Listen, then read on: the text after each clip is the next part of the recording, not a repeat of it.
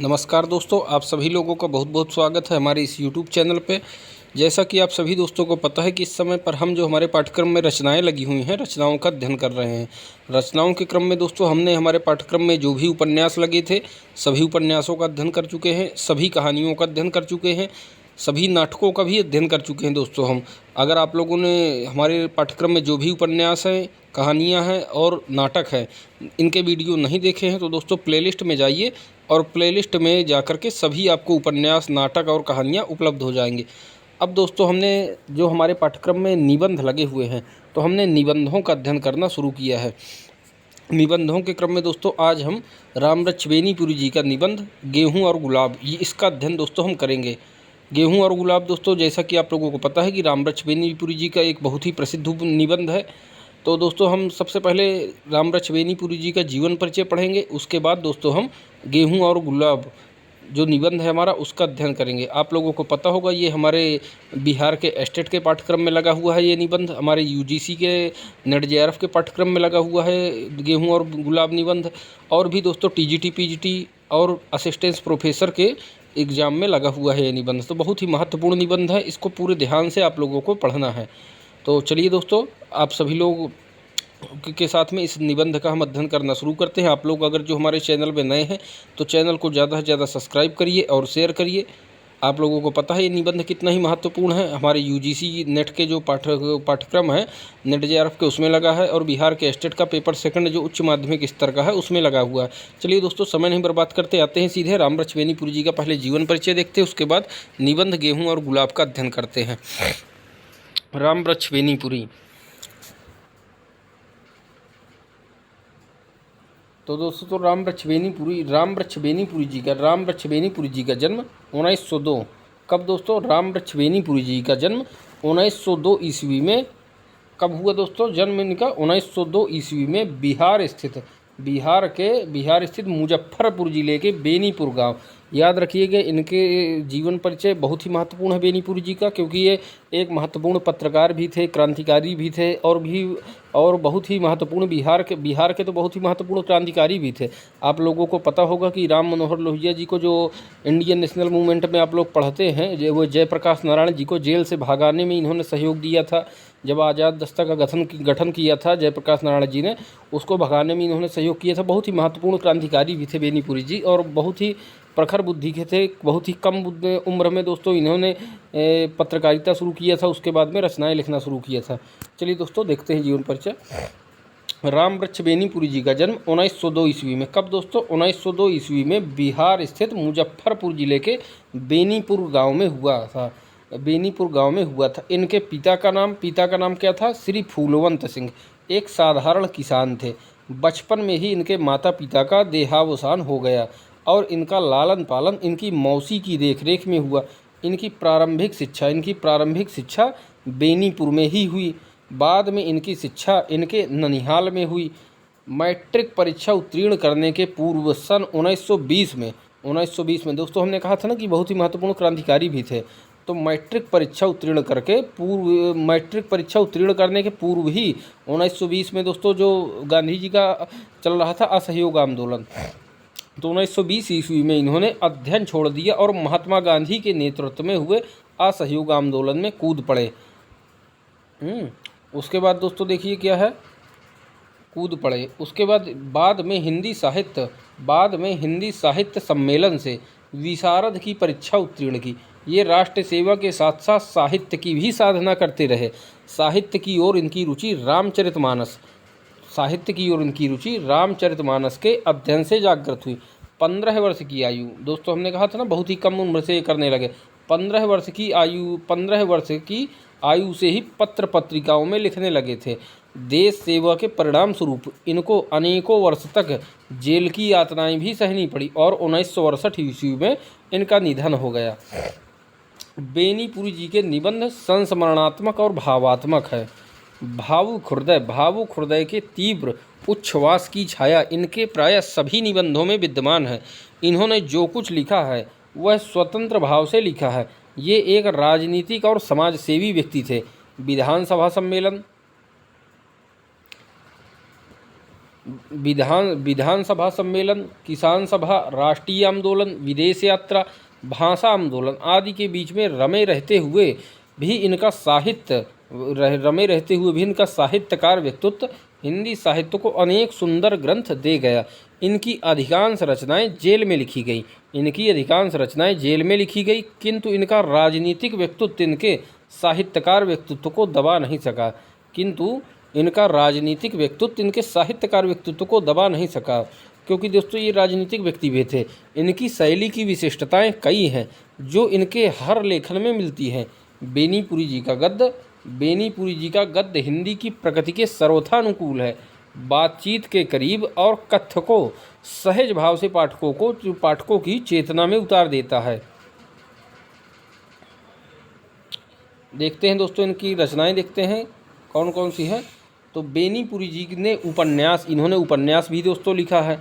इनका प्रसिद्ध उपन्यास है पतितों के देश में। बेनीपुरी जी ने उपन्यास, नाटक दोस्तों इनका अम्बपाली नाटक बहुत ही प्रसिद्ध है। बेनीपुरी जी ने उपन्यास, नाटक, कहानी में भी दोस्तों इनका चीता के फूल है। तो बेनीपुरी जी ने उपन्यास, नाटक, कहानी, संस्मरण, माटी की मूर्तें संस्मरण इनका बहुत प्रसिद्ध है। तो देखिए दोस्तों, बेनीपुरी जी ने उपन्यास, नाटक, कहानी, संस्मरण, निबंध, रेखाचित्र आदि सभी गद्य विधाओं में अब पर अपनी कलम उठाई है। इनके कुछ प्रमुख ग्रंथ, इनकी रचनाएं देखते हैं दोस्तों, बहुत ही महत्वपूर्ण रचनाएं हैं। देखिए, सबसे पहले निबंध और रेखाचित्र में दोस्तों देखिए मसाल दोस्तों इनका एक निबंध और रेखाचित्र है। गेहूं और गुलाब, जिसका आज हम अध्ययन करेंगे दोस्तों। गेहूं बनाम गुलाब दोस्तों निबंध संग्रह भी है, आप लोगों को पता होना चाहिए। और गेहूं और गुलाब एक निबंध भी है और निबंध संग्रह भी है। तो निबंध और रेखाचित्र में देखते हैं मसाल, गेहूं और गुलाब, वंदे बाड़ी विनायको, माटी की मूर्तें, लाल तारा आदि। तो देखिए दोस्तों फिर से एक बार, निबंध और संस्मरण इनके कौन कौन से हैं?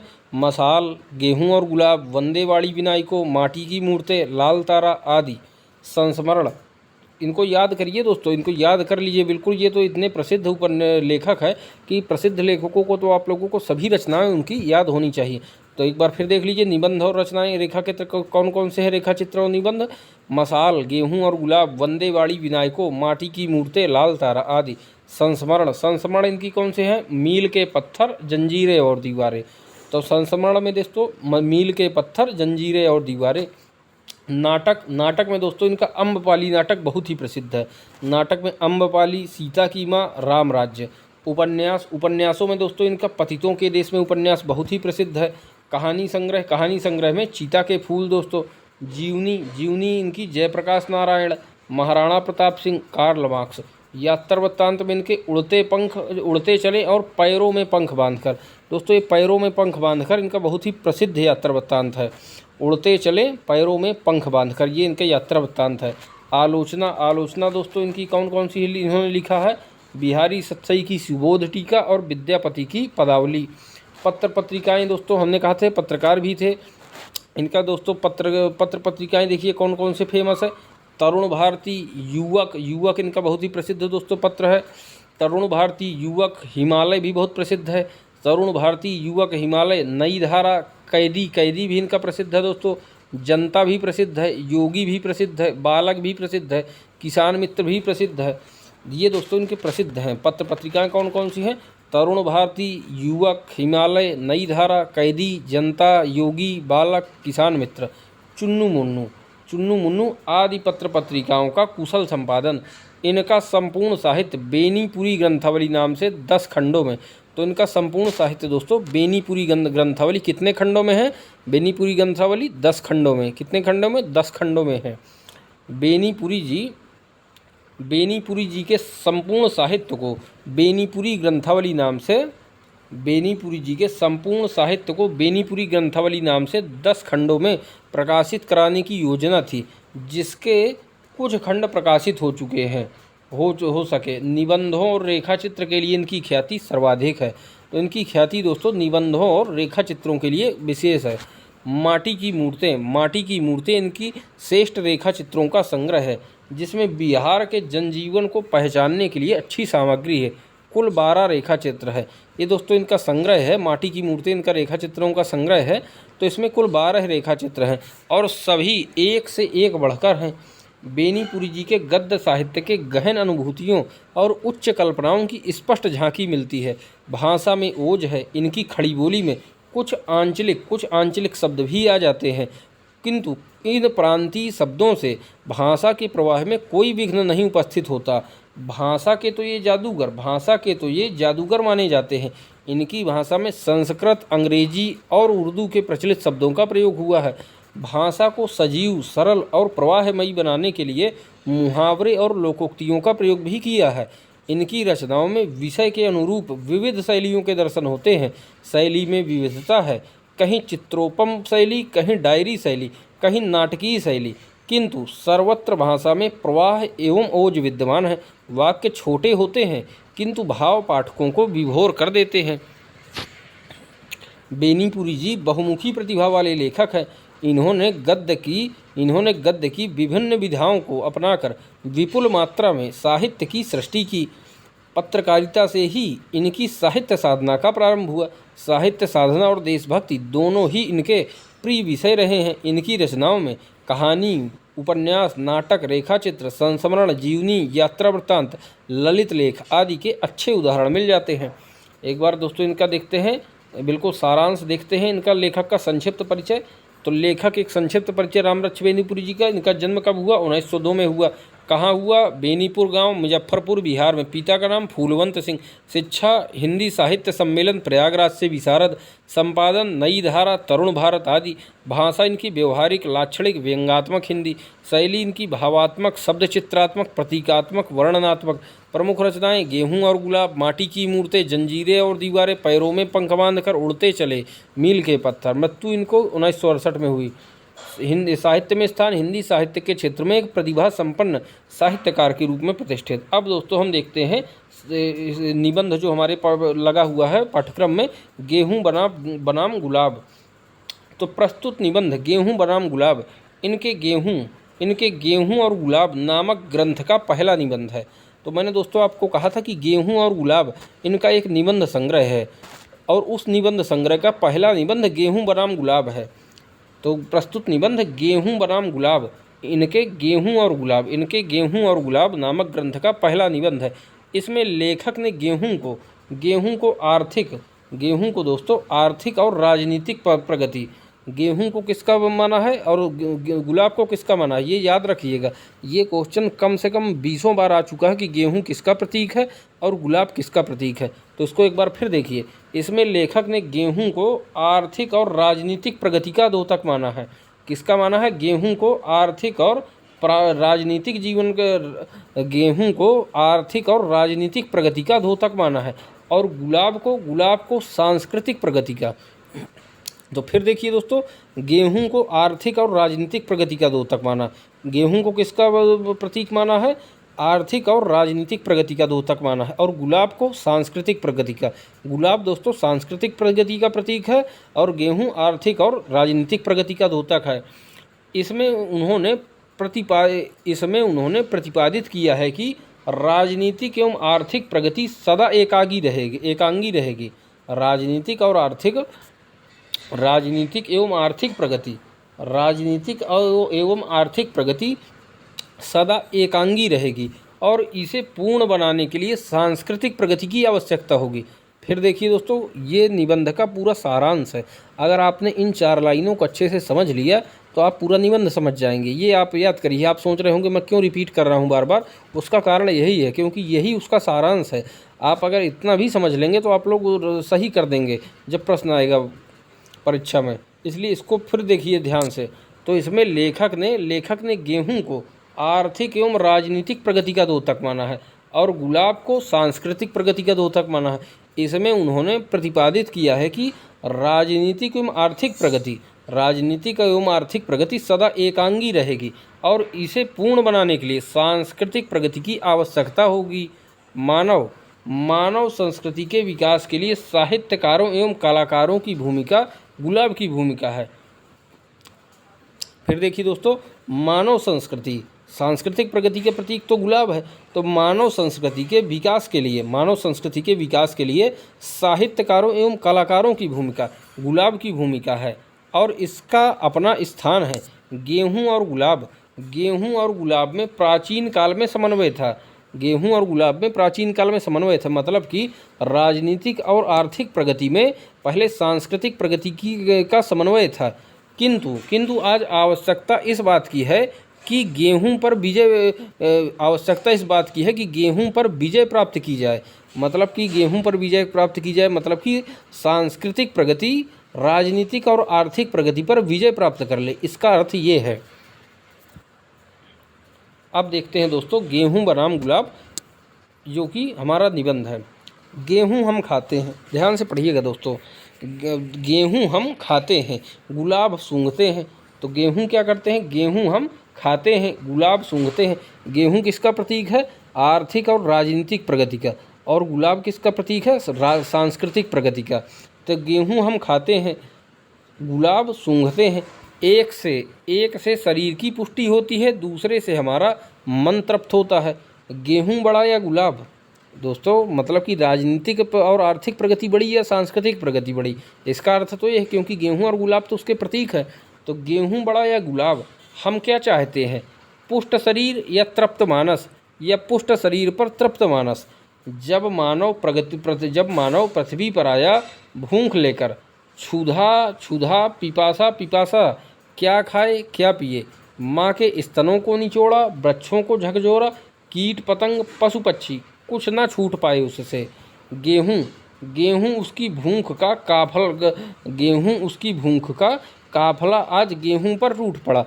गेहूं उपजाओ, मैदान जोते जा रहे हैं, बाग उजाड़े जा रहे हैं, गेहूं के लिए। दोस्तों आर्थिक और राजनीतिक प्रगति के लिए ही तो सब उजाड़े जा रहे हैं। तो मैदान उजाड़े जा रहे हैं, बाग उजाड़े जा रहे हैं, किसके लिए? गेहूं के लिए। बेचारा गुलाब भरी जवानी में सिसकियां ले रहा है। मतलब सांस्कृतिक प्रगति भरी जवानी में सिसकियां ले रही है। बेचारा गुलाब भरी जवानी में सिसकियां ले रहा है।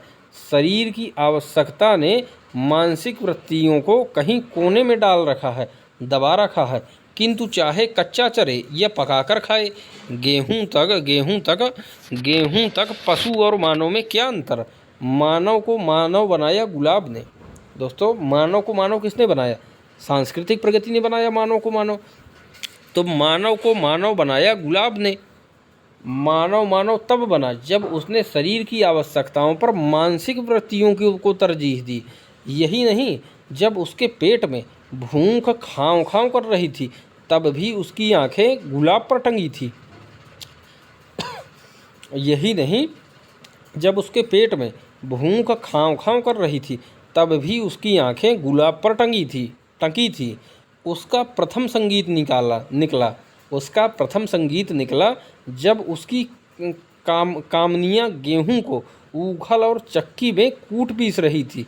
पशुओं को मारकर खाकर ही वह तृप्त नहीं हुआ, उनकी खाल का बनाया ढोल और उनकी सींग की बनाई तुरही मछली मारने के लिए जब वह अपनी नाव में पतवार का पंख लगाकर जल पर उड़ा जा रहा था, तब उसके छप में उसने ताल पाए, तराने छेड़े।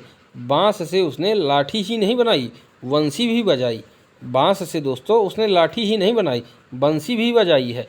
रात का काला घुप पर्दा दूर हुआ, तब वह उच्छ्वसित हुआ। सिर्फ इसलिए नहीं कि अब पेट पूजा की समिधा जुटाने में उसे सहूलियत मिलेगी, बल्कि वह आनंद विभोर हुआ उषा की लालिमा से, उगते सूरज की सनय प्रस्फुटित होने वाली सुनहरी किरणों से, पृथ्वी पर चमचम करते लछ ओस कणों से। आसमान में जब बादल उमड़े, तब उसमें अपनी कृषि का आरोप करके ही वह प्रसन्न नहीं हुआ। उसके सौंदर्य बोध ने उसके मनमोर को नाच उठने के लिए लाचार किया। इंद्रधनुष ने उसके हृदय को भी इंद्रधनुषी रंग में रंग दिया। मानव शरीर में पेट का स्थान नीचे है। मानव शरीर में दोस्तों पेट का स्थान नीचे है, हृदय का ऊपर और मस्तिष्क का सबसे ऊपर। पशुओं की तरह उसका पेट और मानस समानांतर रेखा में नहीं है। जिस दिन वह सीधे तनकर खड़ा हुआ, मानस ने उसके पेट पर विजय की घोषणा की। गेहूं की आवश्यकता उसे है, किंतु उसकी चेष्टा रही है उसकी चेष्टा रही है गेहूं पर विजय प्राप्त करने की। प्राचीन काल के उपवास, व्रत, तपस्या आदि उसी चेष्टा के भिन्न भिन्न रूप रहे हैं। जब तक मानव के जीवन में गेहूं और गुलाब का संतुलन रहा, वह सुखी रहा, सानंद रहा। जब तक दोस्तों मानव के उसमें गेहूं और गुलाब का संतुलन रहा, मतलब कि राजनीतिक और आर्थिक प्रगति का सांस्कृतिक प्रगति से संतुलन रहा, तब तक वह सुखी रहा और सानंद रहा। वह कमाता हुआ गाता था और गाता हुआ कमाता था। उसके श्रम के साथ संगीत बंधा हुआ था और संगीत के साथ श्रम। उसका सांवला दिन में गायें चराता था, रास रचाता था। पृथ्वी पर चलता हुआ वह आकाश को नहीं भूला था, और जब आकाश पर उसकी नज़रें गड़ी थी, उसे याद था कि उसके पैर मिट्टी पर हैं। किंतु धीरे धीरे यह संतुलन टूटा। अब गेहूं प्रतीक बन गया है हड्डी तोड़ने वाले, उबालने वाले, नारकी यंत्रणाएं देने वाले श्रम का, उस श्रम का जो पेट की क्षुधा भी अच्छी तरह शांत ना कर सके। और गुलाब बन गया है प्रतीक विलासिता का। अब दोस्तों देखिए गुलाब किसका प्रतीक बन गया है, फिर एक बार देखिए तो अब गेहूं प्रतीक बन गया है हड्डी तोड़ने वाले, उबालने वाले, नारकी यंत्रणाएं देने वाले श्रम का। तो गेहूं प्रतीक बन गया है दोस्तों श्रम का, और गुलाब किसका प्रतीक बना है, विलासिता का। फिर देखिए अब गेहूं प्रतीक बन गया है हड्डी तोड़ने वाले, उबालने वाले, नारकी यंत्रणाएं देने वाले श्रम का, उस श्रम का जो पेट की क्षुधा भी अच्छी तरह शांत ना कर सके। और गुलाब बन गया, और दोस्तों गुलाब बन गया विलासिता का प्रतीक, और गुलाब बन गया प्रतीक विलासिता का, भ्रष्टाचार का, गंदगी और गलीज का। वह विलासिता जो शरीर को नष्ट करती है और मानस को भी। तो गुलाब किसका प्रतीक बना, विलासिता का। तो वह विलासिता जो शरीर को नष्ट करती है और मानस को भी। अब उसके सांवले ने हाथ में शंख और चक्र लिए। नतीजा महाभारत और यदुवंशियों का सर्वनाश हुआ। वह परंपरा चली आ रही है।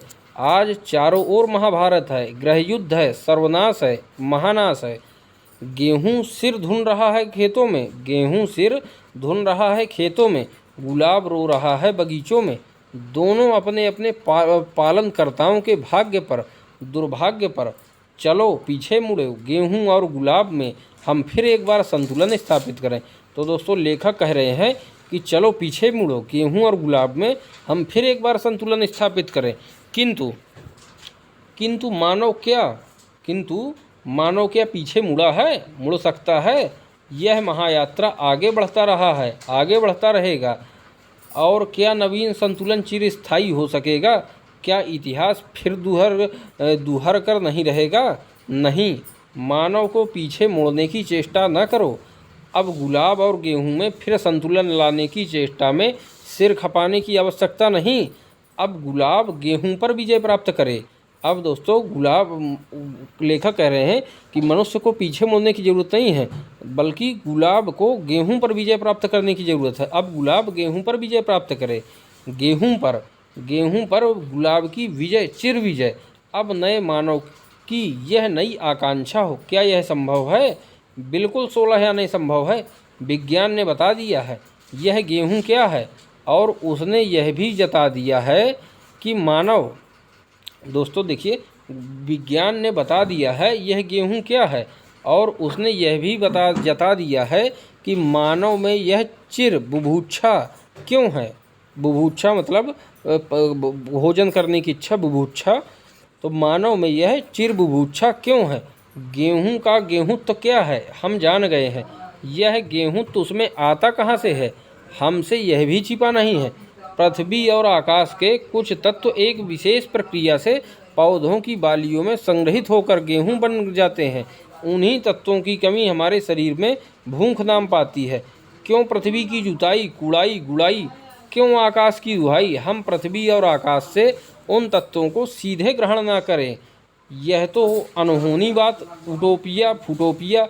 हाँ, यह अनहोनी बात, उटोपिया तब तक बनी रहेगी जब तक विज्ञान संहार कांड के लिए ही आकाश पाताल एक करता रहेगा। ज्यों ही उसने जीवन की समस्याओं पर ध्यान दिया, एक हंसता मलकवत सिद्ध होकर रहेगी। और विज्ञान को इस ओर आना है नहीं तो मानव का क्या, सारे ब्रह्मांड का संहार निश्चित है। विज्ञान धीरे धीरे इस ओर कदम बढ़ा भी रहा है। विज्ञान इस ओर धीरे धीरे कदम बढ़ा भी रहा है। कम से कम इतना तो वह तुरंत कर ही देगा कि गेहूं इतना पैदा हो कि जीवन की अन्य परम आवश्यक वस्तुएं हवा पानी की तरह इफरात हो जाएं। बीज, खाद, सिंचाई, जुताई के ऐसे तरीके निकलते ही जा रहे हैं जो गेहूं की समस्या को हल कर दें। प्रचुरता, शारीरिक आवश्यकताओं की पूर्ति करने वाले साधनों की प्रचुरता की ओर आज मानव प्रभावित हो रहा है। प्रचुरता प्रचुरता एक प्रश्न चिन्ह। प्रचुरता एक प्रश्न चिन्ह। क्या प्रचुरता मानव को सुख और शांति दे सकती है? हमारा सोने का हिंदुस्तान, यह गीत गाइए, किंतु यह न भूलिए कि यहाँ एक सोने की नगरी थी जिसमें राक्षसता वास करती थी। राक्षसता जो रक्त पीती थी, अभक्ष्य खाती थी, जिसके अकाय शरीर थे, 10 सिर थे, 10 सिर थे, जो 6 महीने सोती थी, जिसे दूसरे की बहू बेटियों का उड़ा ले जाने में तनिक भी झिझक नहीं थी। गेहूं बड़ा प्रबल है, गेहूं बड़ा प्रबल है। वह बहुत दिनों तक हमें शरीर का गुलाम बनाकर रखना चाहेगा। पेट की क्षुधा शांत कीजिए तो वह वासनाओं की क्षुधा जागृत कर आपको बहुत दिनों तक तबाह करना चाहेगा। तो प्रचुरता में भी राक्षसता न आवे, इसके लिए क्या उपाय? अपनी वृत्तियों को वश में करने के लिए आज मनोविज्ञान 2 उपाय बताता है। तो कौन कौन से उपाय बताता है मनोविज्ञान दोस्तों? 2 उपाय। एक, इंद्रियों के संयमन और वृत्तियों के उन्नयन का। कौन कौन से 2 उपाय बता रहा है? अपनी वृत्तियों को वश में करने के लिए आज मनोविज्ञान 2 उपाय बताता है। पहला उपाय है इंद्रियों के संयमन। कौन सा पहला उपाय? इंद्रियों के संयमन और वृत्तियों के उन्नयन का। इंद्रियों के संयमन और वृत्तियों के उन्नयन का। संयमन का उपदेश हमारे ऋषि मुनि देते आए हैं, किंतु इसके बुरे नतीजे भी हमारे सामने आए हैं। बड़े बड़े तपस्वियों की लंबी लंबी तपस्याएं एक रंभा, एक मेनका, एक उर्वशी की मुस्कान पर स्खलित हो गई। आज भी देखिए, गांधी जी के 30 वर्ष के उपदेशों और आदेशों पर चलने वाले हम तपस्वी किस तरह दिन दिन नीचे गिरते जा रहे हैं। आज भी देखिए, गांधी जी के 30 वर्ष के उपदेशों और आदेशों पर चलने वाले हम तपस्वी किस तरह दिन दिन नीचे गिरते जा रहे हैं। इसलिए उपाय एकमात्र है। कौन सा उपाय है? वृत्तियों के उन्नयन का। कौन सा? एक पहले क्या बताया? 2 उपाय उन्होंने पहले बताए। मनोविज्ञान 2 उपाय बताता है। कौन सा? इंद्रियों के संयमन का और वृत्तियों के उन्नयन का। लेकिन अब दोस्तों एकमात्र उपाय बता रहे हैं वृत्तियों के उन्नयन का। कामनाओं को स्थूल वासनाओं के क्षेत्र से ऊपर उठाकर सूक्ष्म भावनाओं की ओर प्रवृत्ति कीजिए। शरीर पर मानस की पूर्ण प्रभुता स्थापित हो। गेहूं पर गुलाब की, गेहूं के बाद गुलाब, बीच में कोई दूसरा टिकाव नहीं, ठहराव नहीं। गेहूं की दुनिया खत्म होने जा रही है। गेहूं के बाद गुलाब, बीच में कोई दूसरा टिकाव नहीं, ठहराव नहीं। गेहूं की दुनिया खत्म होने जा रही है। गेहूं की दुनिया मतलब आर्थिक और राजनीतिक प्रगति की दुनिया खत्म होने जा रही है। गेहूं की दुनिया खत्म होने जा रही है।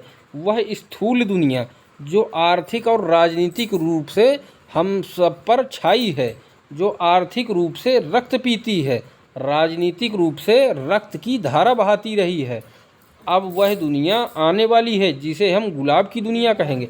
अब दोस्तों वह दुनिया आने वाली है जिसे हम गुलाब की दुनिया कहेंगे। गुलाब की दुनिया, मानस का संसार, सांस्कृतिक जंगात। गुलाब की दुनिया का क्या तात्पर्य है? मानस का संसार, सांस्कृतिक जगत। आहा, कैसा वह शुभ दिन होगा जब हम स्थूल शारीरिक आवश्यकताओं की जंजीर तोड़कर सूक्ष्म मानस जगत का नया लोक बरसाएंगे। जब गेहूं से हमारा पिंड छूट जाएगा और गुलाब की दुनिया में स्वच्छंद विहार करेंगे। गुलाब की दुनिया मतलब सांस्कृतिक प्रगति। गुलाब की दुनिया रंगों की दुनिया, सुगंधों की दुनिया होगी। भौरे नाच रहे, गूंज रहे, फल सुंघनी फुदक रही, चहक रही, नृत्य गीत आनंद उत्साह कहीं गंदगी नहीं, कहीं कुरूपता नहीं। आंगन में गुलाब, खेतों में गुलाब, गालों पर गुलाब खिल रहे हैं, गालों पर गुलाब खिल रहे हैं, आँखों से गुलाब झांक रहा। जब सारा मानव जीवन रंगमय, सुगंधमय, नृत्यमय, गीतमय बन जाएगा, वह दिन कब आएगा? मतलब सांस्कृतिक प्रगति की जीत कब होगी आर्थिक और राजनीतिक जीवन पर, ये है इसका मतलब कि गुलाब का दिन कब आएगा। जब सारा मानव जीवन रंगमय, सुगंधमय, नृत्यमय, गीतमय बन जाएगा, वह दिन कब आएगा? वह आ रहा है, क्या आप देख नहीं रहे? वह आ रहा है, क्या आप देख नहीं रहे? कैसी आंखें हैं आपकी, शायद उन पर गेहूं का मोटा पर्दा पड़ा हुआ है। पर्दे को हटाइए और देखिए वहाँ अलौकिक स्वर्गीय दृश्य इसी लोक में अपनी इस मिट्टी की पृथ्वी पर हो। शौके दीदार अगर है तो नज़र पैदा कर। ये दोस्तों रामवृक्ष बेनीपुरी जी का निबंध था, गेहूं बनाम गुलाब। इसके अगले वीडियो में दोस्तों हम देखेंगे अगला निबंध जो हमारे पाठ्यक्रम में लगा है, नाखून क्यों बढ़ते हैं, हजारी प्रसाद द्विवेदी जी का, जो कि एक ललित निबंध है, आप लोगों को पता है, और बहुत ही प्रसिद्ध निबंध है, नाखून क्यों बढ़ते हैं। तो दोस्तों आप लोग अगर चैनल में नए हैं तो चैनल में हमारे सभी प्लेलिस्ट में उपन्यास, कहानियाँ और नाटक उपलब्ध हैं, और निबंध भी दोस्तों हमारे पाठ्यक्रम में जो लगे हैं वे भी उपलब्ध हैं। आप लोग ज़्यादा से ज़्यादा चैनल को शेयर करिए और सब्सक्राइब करिए। फिर मिलते हैं इसके आगे अगले निबंध में, तब तक के लिए धन्यवाद।